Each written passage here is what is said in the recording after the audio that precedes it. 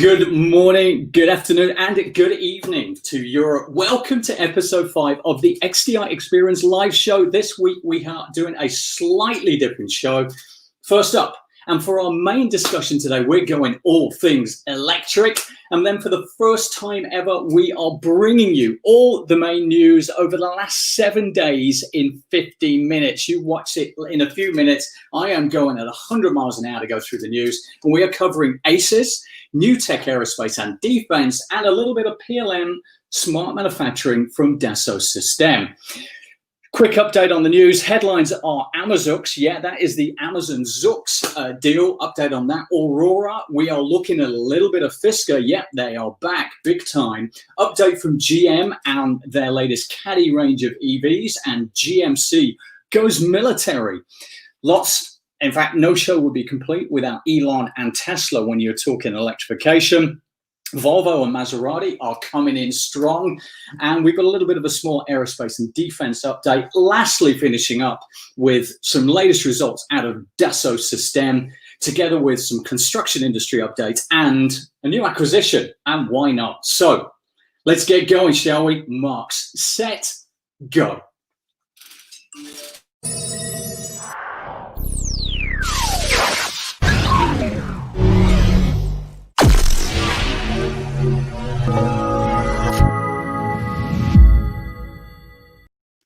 So as the modern world continues to grow, so does a huge appetite for power and energy. Energy generation over the last 15 years has doubled and is set to do so once again over the next 30 years. But the problem is only 25% of power generation is from renewables. We have to triple that by 2050. That is the demand. The shift, of course, will be driven by electrification, mobility such as electric vehicles, passenger cars, trucks, buses, scooters, ships, and even planes. Today's guest to delve into that a little deeper is EvoLectric, and their mission is to advance global electrification by enabling and providing expertise that will unlock current and new electrification technologies to underserved markets. So let's discuss that more with Bill Beverley and Jakson Alvarez.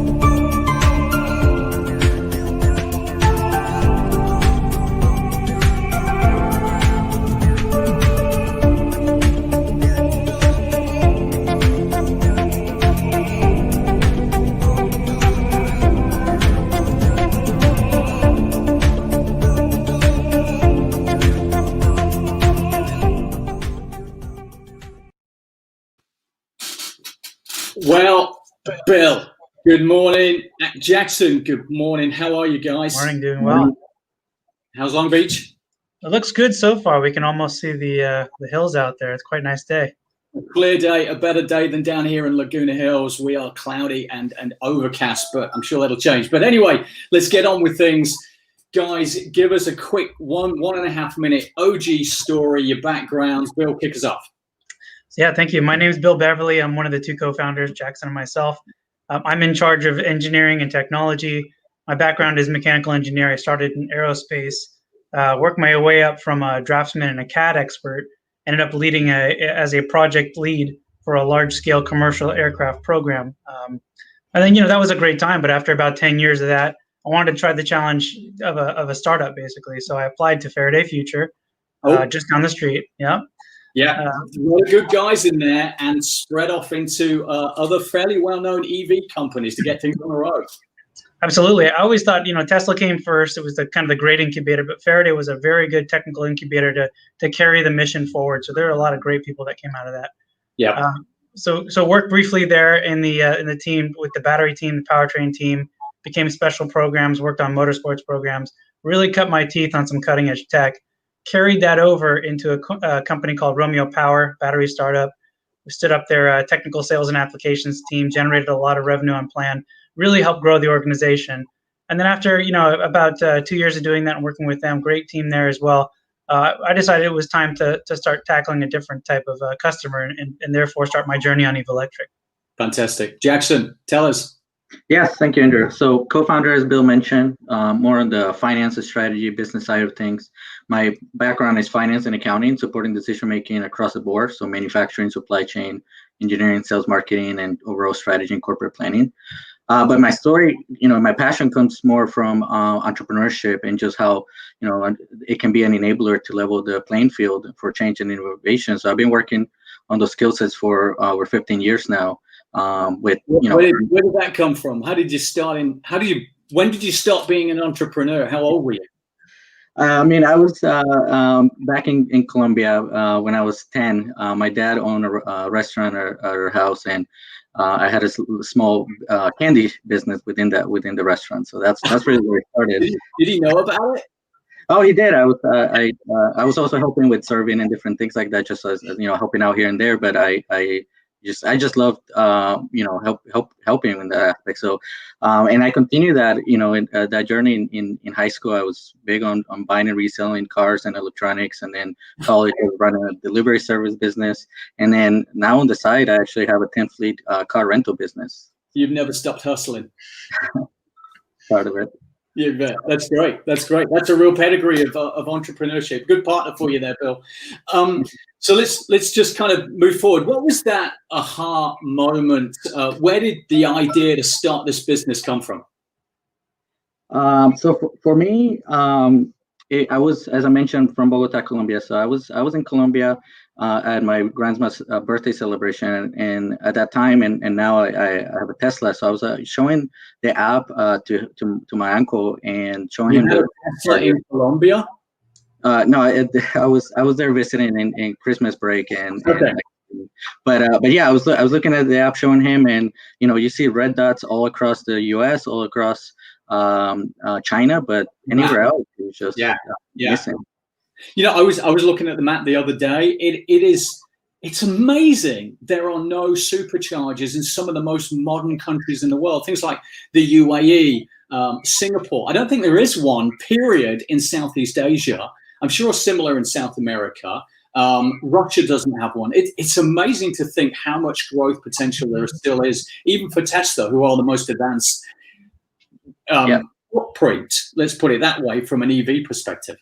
Yeah, no, absolutely. And then, I also want to mention that, when you're in a city like Bogota, you see smog everywhere. So at that time, I went outside, and, it's just buses and trucks, and it's just constant. And at that point, it was just like, something's really got to change. And I want to be part of that. I want to be part of the solution. And that was sort of my whole moment there. Great. An entrepreneur through and through. Bill, where did your idea come from? For me, it was, having the benefit of working with multiple cultures through my own journey in mechanical engineering and aerospace and electrification. These cultures that were comprised of people that come from countries that are really not even, have a tangible grasp on the technology themselves, and they're all benefiting the needs of China, Europe, and the U.S. So they're pumping up these larger organizations and larger markets, and really not getting, a first right to actually receive any of that back to them. What kind of cultural differences have you seen from those emerging economies to the big powerhouses of China, the US, etc.? Yeah, I mean, culturally speaking, my own observations have been just the cultures I've been able to work with. Working with India, parts of Eastern Europe, South America. Just the reception to being able to be part of the journey, be part of the learning, the education, and being open and receptive to what that new technology looks like and how it benefits them. So from a cultural experience, and generally from a sort of an energy ecosystem context, big economies versus, emerging economies, the kind of classifications there, but, what makes them different is essentially the big economies have a long established access to the majority of the resources, and they're able to make pivots in technology. When you're moving from ICEs and diesel to vehicle electrification, they have an upstood supply chain that they can kind of leverage. But emerging economies, as I've kind of defined them, they have to generally build those from ground up. Yeah. And so where is that kind of emotional driver come from that wants to make that difference?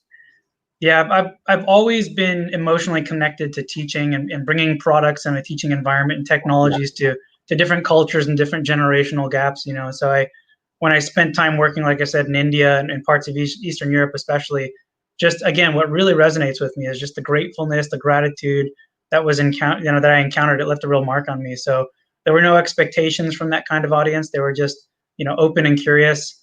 Plus, that kind of curiosity lends pretty well to how I have this natural drive and need to teach and share my own experiences to help level up next generation, whether it be the youth of America, the youth of the world, giving them a contextual understanding of what comes next and making them future thought leaders in this space and one day, better than all of us. So I don't really desire to work with customers or cultural partners, I should say, that just, work towards one particular culture or organization's benefit. I really want to find a worldly perspective in what we do. Beautiful. Nice. I think you probably touched on it, both of you already, but what is EvoLectric's kind of core why? Yeah, the real why, I think, to say it in a concise way, is we want to create economic development through electrification technology adoption and also through education, specifically in the emerging markets.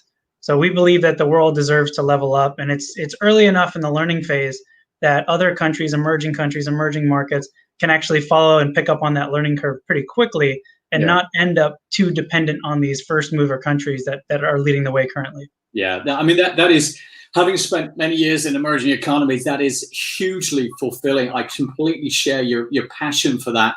But the entry point and the journey is a rocky road ahead. There's no doubt about it. Plenty of fun and games, often, I regret to say.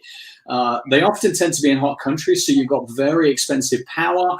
And because they're coming out of an environment where it's about food on the table, roof over your head, because it might not be here tomorrow, it tends to have a lot of short-term thinking as well. So you've got a big challenge, and to overcome that is massively fulfilling. Yeah, I appreciate that. I mean, what you just said there, food on the table, it's something that motivates me from an everyday perspective. And I think back to time spent in, again, I said it before, India. I went there, and on my way to one of the facilities that I was visiting for the day, I look out my window and I see a man fully dressed in a suit with the latest technology in his phone, and then a man who couldn't stand up on his own 2 feet. And there's complexity in the social caste and structures that I have to acknowledge, but at the same time, the paradox of what I was looking at, the juxtaposition of technology and the lack thereof, really opened my mind and the horizon of the greater need of the world and the need of, like you said so eloquently, I mean, just finding better ways to put food on the table for everybody. Yeah. What is the saying? I think it's something like, don't give a man a fish, teach a man to fish, or something. I know I probably just ruined that, but anyway, that something along those lines. You know what I mean? Anyway, so and Jakson, what about you? What do you think the why is in that EvoLectric? I'll bring to the table a twofold why. As you mentioned at the beginning, the energy demand is rapidly increasing, and renewables are expected to play a big role in that. So we want to work on clean technology that can enable the efficient use of that energy, especially in the transportation and within developing markets, as Bill mentioned. But another part of it has to do with what is referred to as circular economy principles of reducing waste, extending life, reuse, and recycle. And that's actually very dear to my heart, because I was exposed to that very early in my childhood. My brother Roger had a self-sustaining farm, and he was just very clever at figuring out ways of reusing everything and having little to no waste. So that was it's important to me. You're just a family of entrepreneurs, I got to say. Your dad restaurant, your brother's sustainability, and you. It's funny when you look at those kind of emerging economies. I will never forget the first time I went in to emerging economy. They were cooking a pig, and when they ate it, there was nothing left. It had all gone. Every single scrap, people were picking up things. They were going, I'm going to make a broth out of this, every piece of it. Whereas you take that same pig and put it into the West with us, and most of it's left, hey? And it's a zero waste, optimization mentality, which is a phenomenal way to go at an entrepreneur business. So yeah, full marks, full marks. Love that. Let me give you a quick curveball. One thing that that bugs me, and it bugs others, and I always get asked this because I've been kind of parading the EV flag for a little while now, has been surrounding not necessarily the power generation that fuels the electrification of vehicles, etc., because we know from coal power we're moving forward and that's renewables and whatever else that's happening. But the one that's always a good challenge to have to answer, I'm going to put it your way, is mining materials. So kind of lithium, nickel, cobalt, not only the mining of that and the environmental impact, but also then the transportation of it into the Western economies or further afield, whatever it is. What are we doing to fix that? And what is your argument against that when people say, yeah, but it's not environmental? I'll start that one. It's a really very good question, and one that ourselves we continuously think about as well. And one of the reasons that EvoLectric, our one of the primary focus is on the circular economy principles because of that. But yes, I mean, we understand this, both from the supply chain contributors and also the materials themselves of the battery. It can be argued that, as you're saying, it's just like, oh, is this actually not cleaner? And then as you mentioned, the source of electricity, and then it makes it a little worse than an argument. But you really have to look at this and take a step back and look at it long term, because there are already improvements that are happening on the supply chain, becoming cleaner. Initiatives like having a passport where it certifies all the components or where they come from and the practices. Materials themselves are shifting to more sustainable ones, especially within the cells themselves. And then, as you mentioned, energy sources are shifting to renewables like solar.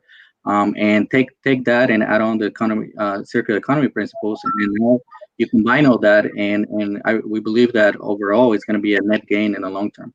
Beautiful. Yep. And to add to that, I mean, like, I think it's important to note that it's kind of the chicken and the egg kind of scenario. Some of those direct transportation technologies that support the mining and the recovery of those materials should and deserve to be electrified. The reliance right now is on fossil fuels because there's just so much power. So, progress in a journey starts with the first step. We have to acknowledge that. You bet. You bet. The saying is, perfection is the enemy of execution. And if we waited for everything to be perfect, we would be waiting for another 10, 15, 20 years to be zero carbon, etc. And if you want to be, follow me here, guys, a Michelin chef, you don't start out as the Michelin chef. You start out probably by flipping burgers, whatever. You just can't wait for perfection. When you look at it, the net of an EV is still better than an ICE, all things considered. So make a step in the right direction. You bet. So let's take a look at what is being brought to the sector today, and what is it that EvoLectric are going to be bringing that you're not seeing elsewhere? Yeah, I think it's important to start and acknowledge the power of real leadership, of actual visionary leadership. So we, to coin your own phrase there, we flipped some burgers in our time. We learned how to, progress our journey. And we spent some direct time in this space, this energy ecosystem. So we recently transitioned out of director level roles within clean tech organizations. We were already managing large teams. We were successful in enabling those organizations' products and could have made a living continuing to do that.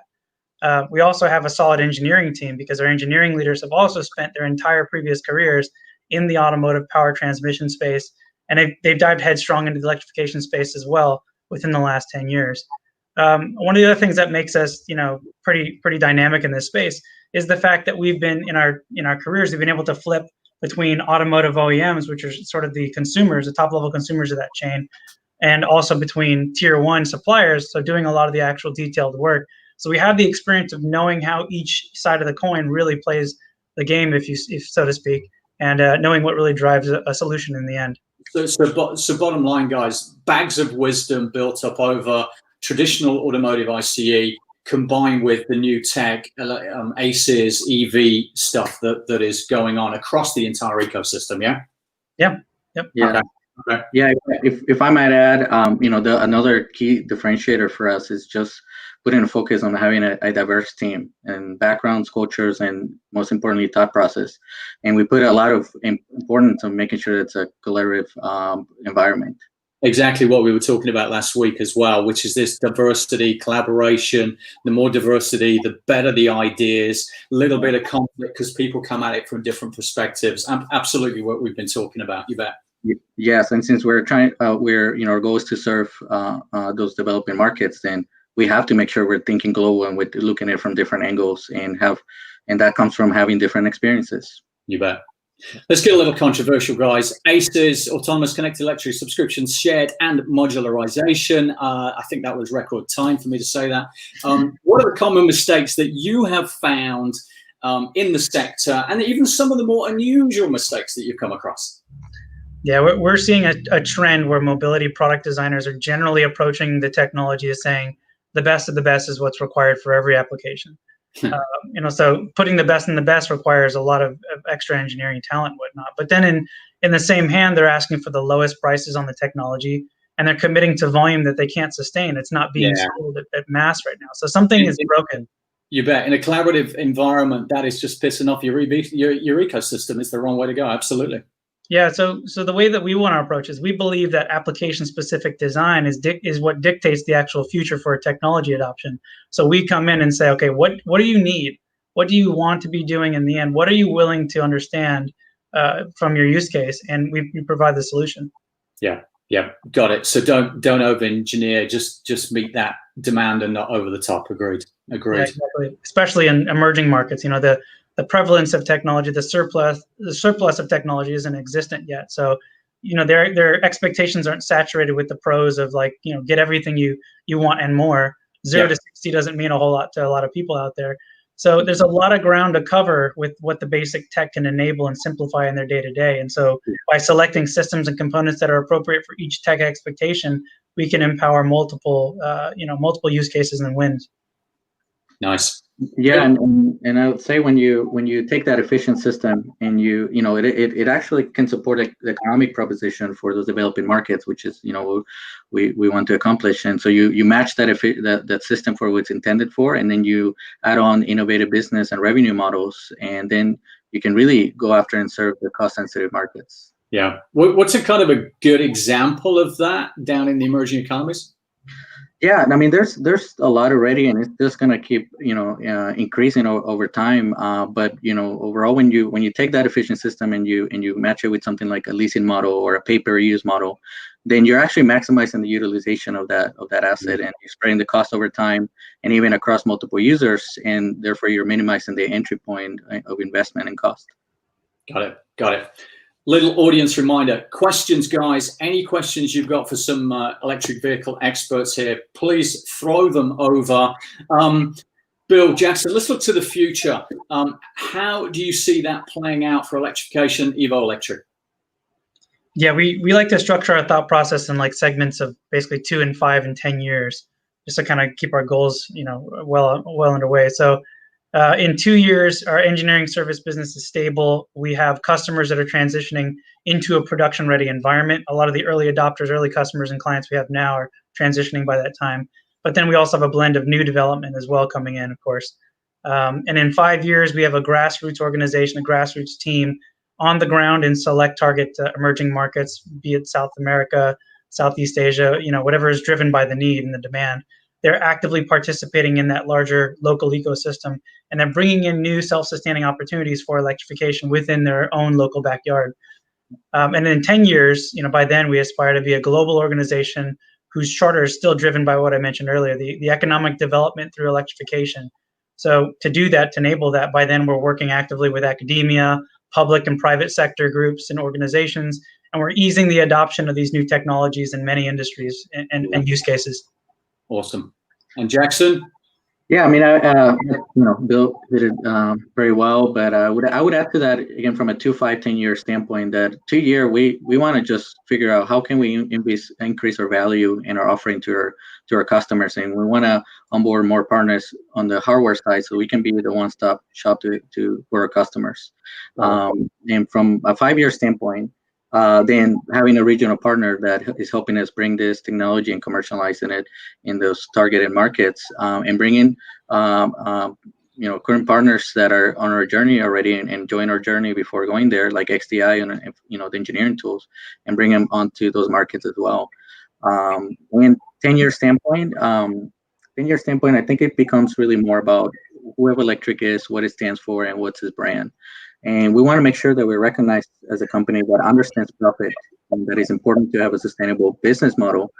But we look beyond that and are also prioritizing people, planet, and overall sustainability when it comes to our decision making and growth and where we want to play and where we don't want to play.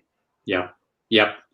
Massively rewarding, hugely fulfilling to really kind of help out the rest of the world and bring electrification to everybody. Excited to work with you under the XDI banner. I think our partnership together is going to be pretty exhilarating. Let's go Q&A. Let's see what questions we've got coming in from the audience. We've got interesting. So Don Nohavec, he has asked, if you're ready for this, guys, how are various government entities helping or hindering in building infrastructures to support EV? Who wants to take that? Yeah, I'll start there. So various government entities helping or hindering in building infrastructure. So mostly in the United States, where there's a lot of marketing, there's a lot of technical output on what's going on, especially in the news. California is one of the leading states that's actually pushing a lot of regulations. They're basically drawing a line in the sand to bring the technology providers to the table. Some people, it's kind of tongue-in-cheek because they realize there's a lot to be done. But especially within the United States, you've got California, you've got Washington, you've got other states and whatnot, just creating regulatory sort of groups with very, very progressive ideals. Outside of the United States, a bit more fragmented. It's a lot more interest-based. In the European areas, especially in the Scandinavian areas, I mean, the passion is there, the culture is there. And in China, the government's doing it. Norway. Yeah, Norway is fully adopted. Norway's full in. I mean, I think I read a statistic the other day that 60% of all of their vehicle purchases in the entire country are electric, which is a huge number. It's ironic when you think their biggest kind of economy was oil and gas up until maybe it probably still is. Amazing, isn't it? Yeah, it's pretty crazy. It's just to put it in a easy sense, but especially in South America. For one thing, to address Don's question, I mean, we're seeing a lot of relationships between private groups and established communities and companies looking to diversify and get into this sector, being helped by the government agencies. The governments are able to actually offer funding and incentives, tax breaks, things like that. So they're doing it more in a classical way, trying to bring business. But they realize that the business they're bringing is really benefiting the world. It's not just, hey, do this so we can raise our GDP, but do this because we need it. We need it to exist. And we're really seeing a lot of that in South America, particularly. Good. Great. Thank you, Don. Next question, Umi. What are some of the most exciting electric vehicles you are seeing appearing across land, sea, and air? Who wants to take that? I'll start. I mean, I'm excited about all kinds of stuff. So, I'm excited, especially in the air. I mean, being in aerospace, starting out in aerospace, I'm excited to see automated drone-style, automated flights between, hospitals to hospitals, buildings to buildings. There's a couple of different companies here in LA that are working on that. One of them, I'll just mention it, by name quickly. I'm very excited to see Skyrise come in. It's not yet an EV organization, but I think they're trending towards the sensorification, the electrification, the technology to control, and then they'll naturally, I hope, move into the EV space. But in and around that sector, there's also companies that are complementary, starting by electrifying the actual vehicle itself, so helicopters and things like that. A company down in Orange County called Tier 1 is working on an automated R-44 helicopter that they've actually trialed out down here in Orange County. And then, on land, there's a ton of vehicles. I can hardly keep up. I mean, between what Fisker just announced the other day, Canoe, Faraday is still trying, to diversify, so wish them luck. But I just want any one of them to succeed so we can continue to have a decision on what's going on. And as far as sea, I mean, sea is probably the most challenging, area there. And we were fortunate to work with an early customer on evaluating some areas to implement battery technologies into a sea-based vehicle. But it is a challenge, man. So I'm excited to see the first real cohesive transition to a sea-based vehicle. Yeah, probably needs to start out with a lot of hybrid, maybe, because the battery is going to be huge, isn't it, for a powering a big ship, a tanker as an example, which is a bit of a contradiction if I talk about tankers. But anyway, let me not go there. Great, thank you, Bill. Next question we got here is with the hold on, Ratneshwar RJ, how will you accommodate rapid changing technologies like solid batteries versus lithium ion? Who wants to take that? You want to? I'll chime in a bit. I mean that from a non-technical side, one the approach that we're taking as EvoLectric is to in a way be technology agnostic, so that we can evolve our approach and help evolve our customers on new technology and bringing that to the roadmap and helping them do their own strategy when it comes to 5, 10, 15 years on the road. Yeah. So that's from a business model standpoint, we're taking that approach. I don't know your thoughts, Bill. Yeah, I mean, from a technology perspective, that's right. If we're attacking things from a system perspective, then we don't necessarily need to build a dependency on the enabling technology. We can fit in the right one at the right price point. It all comes down to application-based design principles. Like, what is the need? What's the right fit for a solid state battery and a lithium-ion battery? And what's the right price point, to your point? Good. Let's just see. I think I've got one more for you. With the heavy subsidy, we've done that, haven't we? Have we done with the heavy subsidizing of EVs around the world? How would you hope to introduce to emerging economies? Go on, Jack, take that. I can take on that. I mean, it's an evolving story because every economy is going to have different needs and different approaches. So I think just the approach that we're seeing so far on the government helping subsidize some of these things and really helping drive the initiative is going to be important. So working with entities like that is going to be key for us, but also from just a strict business model, as I mentioned earlier, if we partner with companies that want to execute on leasing models and pay-per-use, so then we just gotta help them, get all the variables in place and make it financial value. Got it. Good.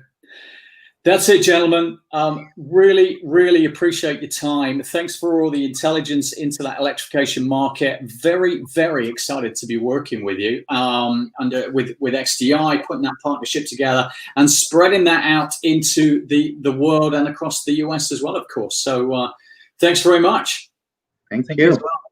Let's great. Thanks, everybody. Let us say bye to Bill and Jakson, and let us jump into the news. Yes, as promised, we are starting up with Amazon Zoox. The deal has detailed a lot of new things coming through which have been announced. The deal is that in terms of purchasing self-driving car unicorn Zoox, so Amazoox, the alleged terms are 1.3 billion price, which is down from their valuation not so long back of 3.2 billion. It is the way it goes. They got a 30 million bridging loan to keep them going until closing because they were kind of running out of money. What they've done is they've created two key employee lists. Everybody on the first list must sign, and everybody on the second list, 19 people need to sign to put this deal together. There are 3 more employees where they're needing 90% of each to be signed on. And then for the senior managers, CTO founder Jesse Levinson gets a 3-year vesting schedule, and Aicha Evans, CEO, gets a $3.4 million bonus. I am so pleased. Zoox have done some incredible advances with autonomous driving technology. There's plenty of videos out there. You're seeing a little bit of what's going on right now.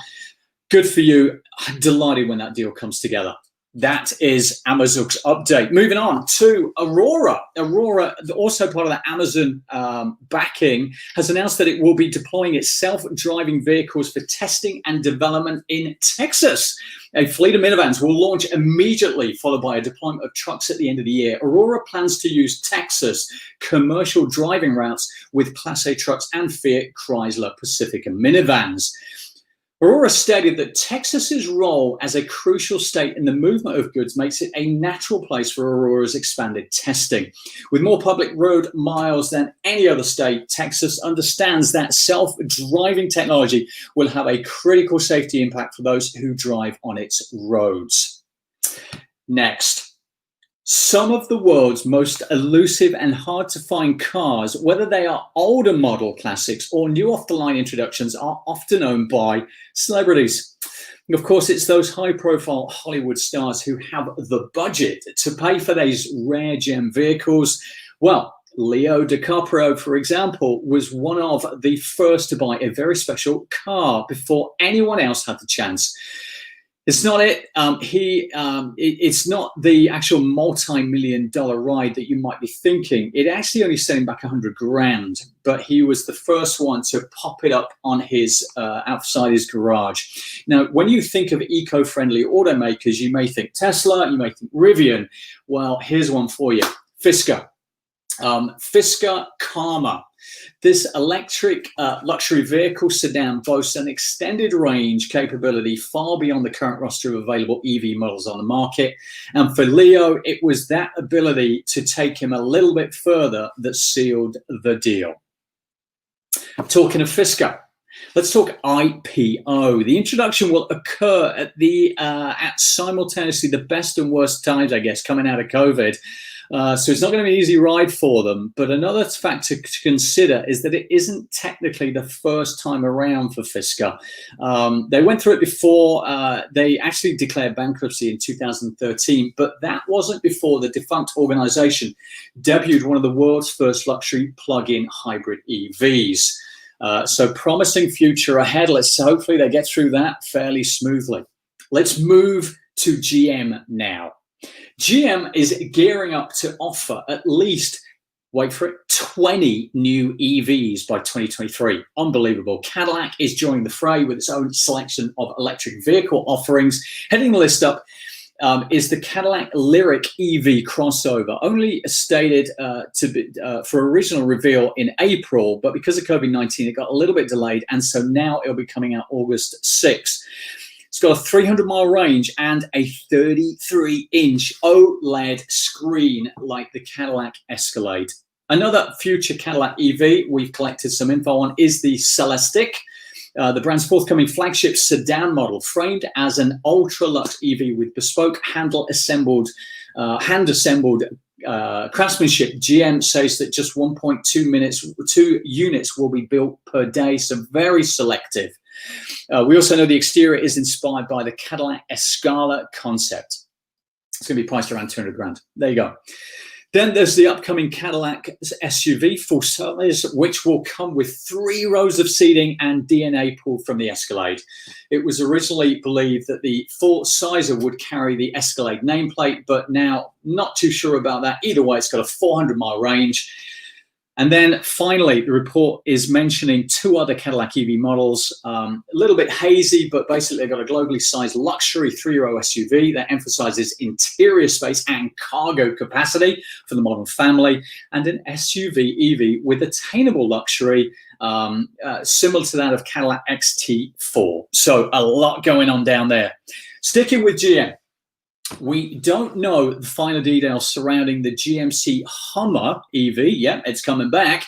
The GM military vehicle division called GM Defense already sees it as a possible successor to the cult classic Humvee, very well recognized both for military and Army. Anyways, GM Defense President David Alberton told GM Authority in an interview published Monday that the Hummer EV could provide a great base platform for an electric military vehicle. 400-mile range, 1,000 horsepower, bit of a powerhouse, 1,400 pounds of torque. So let's move on. Volvo. They are shaking it up. Volvo is reportedly planning on developing a fleet of sleeker-looking crossovers to spearhead its fully electric offensive going forward, and is promising to launch an all-new EV every year up until 2025. They got it. They've really got it. They've recognized that with the battery going in the base, the engine disappearing out the front, they've got a whole new load of horizontal space and the chance to redesign automobiles going forward. Good for you guys. Hope everybody else is catching on to that as well. Quick one for you. Maserati is pulling in to the EV sector, kinda. Anyway, they've got a new one coming out. Apparently it packs a punch. It does 0 to 60 in 5.7 seconds. It's kind of okay. I think you can do better, Maserati. Come on, you can do that in an ICE. Anyway, that's Maserati. Let's move on. No show would be complete without Elon and Tesla. So the recent electric vehicle stock price surge is telling a real story, and that is one of massive change. The change is that electric vehicles are coming much, much, much sooner than you may think. While EV manufacturer stocks have really surged, battery manufacturers are also doing pretty well. The EV metal miners are yet to go. This presents one of the biggest investment opportunities of 2020's decade as a tsunami of demand is hitting the EV metal miners. Tesla stock is up 8-fold over the last 14 months and is now the largest car company by market cap. Amazing. Tesla is rapidly gaining market share and is severely production constrained, as is shown by their 650,000 Cybertruck orders, not to mention backlogs on the Y, the Roadster 2, and the Semi. Keeping going with Tesla. It was, in fact, reported later this year, Tesla will be building 3 mega factories. I think the China one's kind of open already. But anyway, Tesla is now has achieved 4 quarters of consecutive profitability. Meanwhile, other pure EV plays are also booming. Take Nikola, which is up 285%, and NIO up 250%. It looks good for Fisker that we talked about a few minutes ago. So hopefully that'll push them through that wave of demand. There we go. Lithium-ion battery manufacturers are being built as fast as they possibly can. I think it's 115 Leon battery mega factories either built or being planned to be by 2029. Amazing. Keeping with Tesla, Elon Musk said Tesla's energy business will end up as a flagship automotive arm, just as its Megapack or utility scale battery operation turned profitable. Tesla launched Megapack last year as its commercial entry to the grid level storage market, each unit offering 3 megawatts of storage. Elon said, I think long-term Tesla Energy will be roughly the same size as Tesla Automotive, which is not surprising given the sheer size of the energy sector. He kind of got the show on the road maybe a couple of years back. He was, I think he was talking with Australia. He would set a target by Twitter to put in backup power because of their amount of blackouts that they were getting. So he produced this battery in lightning fast time. So he's done it before and he'll continue to do it again. Self-driving cars. Yeah, why has he not produced autonomous car? I mean, he was apparently ahead of the pack, even though Waymo would argue back. Well, he says he's getting close. He addressed the World Artificial Intelligence Conference on Thursday last, saying he is confident Tesla will have the basics ready before the end of the year, just a few minor tweaks to be done. Then, Boring Company. Oh yeah, another one of those Elon ones. So he is going to be zipping cars at 150 miles an hour across the Las Vegas Convention Center. It's the first renders of the Boring Company's Las Vegas Loop Station, where passengers will be carted away by high-speed autonomous Teslas. If you've seen the video of the LA one, there's 2 cars that kind of set off. One goes down the Boring Loop, appears 2 minutes later at LAX, and then there's another guy, it takes him about 8 minutes, while the other one's drinking his coffee to get there on normal road transportation. Good solution. Take a look at the video. Then, last but not least, I think on the EV side of things, Ford. Buckle up. Things are about to get a little bit crazy. Hot on the heels of their electric 1,400 horsepower track-only Cobra Jet drag racer project, the cooks over in Ford's Special Projects division, in close collaboration with RTR Vehicles, have gone a bit mental and unleashed Yeah, you're seeing it, a ridiculous video of Mach-E street clothes over its astounding performance capabilities. Check the video out. There's squealing, which I'm sure is superimposed over the Mach-E, but it's a really interesting video. Lots of fun, well worth checking out. Quick one, aerospace and defense. The Air Force's new approach to fighter development harkens back to the Cold War's Century series, which created a half dozen jet designs in less than a decade to gain an edge over improving Soviet aircraft back in the day. The new Digital Century series, brainchild of wonderkind acquisition chief Will Roper, aims to use modular plug-and-play hardware and software, computer-aided design, and virtual modeling to simulate rapidly filled new fighter variants. Really interesting. Let's see what happens. Last up, PLM Dassault news. Last couple of stories. Dassault Q2 financial results looking good. Unaudited financial results for the second quarter and first half of ended June 30, 2020. Operating margins reflected strong operational performance. A lot of that driven by Medidata, a fairly recent acquisition. In fact, the cash flow from operations for 397 million in Q2, and for the first half of the year, 855 million euros. Construction, Dassault System and Boyd Construction announced the next phase of their long-term commitment to reinvent the construction industry, making it more efficient and sustainable. Boyd Construction has chosen the 3D Experience platform, yes, on the cloud to drive its business transformation with the aim to improve the productivity of its construction projects. And last but not least, Dassault has acquired Proxem, whatever they're called. They are delivering a collaborative data science experience on the 3D Experience platform. Check it out, promising acquisition. That's it.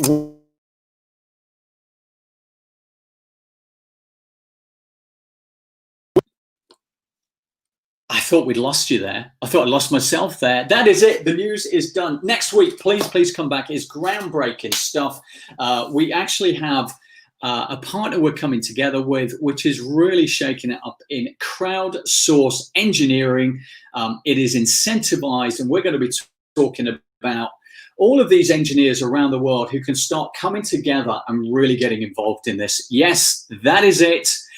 Have a great week ahead. Thanks for all your comments. Thanks for all your questions. Keep supporting us. Can't wait to see you then. Thanks again.